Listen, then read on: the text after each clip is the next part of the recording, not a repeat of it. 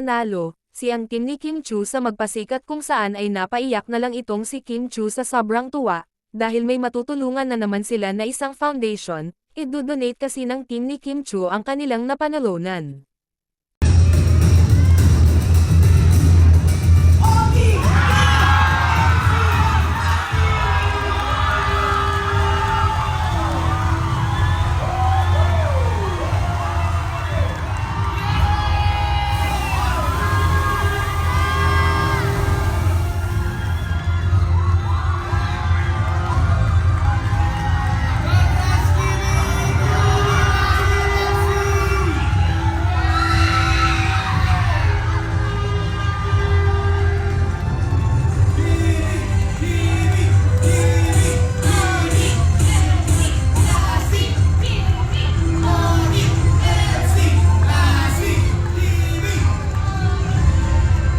Hindi nga napigilan ng team ni OG, Kim, Lassie at MC ang sobrang kasiyahan, nanalo sila ng road 300,000 pesos, at lahat nga ng team ni Kim ang napaiyak na lang ito, dahil halos kasi ng mga host ay puro magagaling, kaya naman hindi ito makapaniwala na talagang sila ang nag-champion.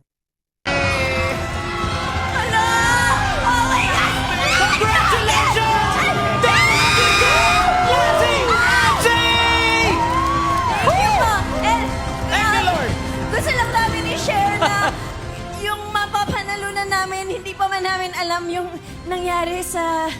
Christine PH, pero yung charity po talaga namin ay para sa Angat Buhay Foundation. Maraming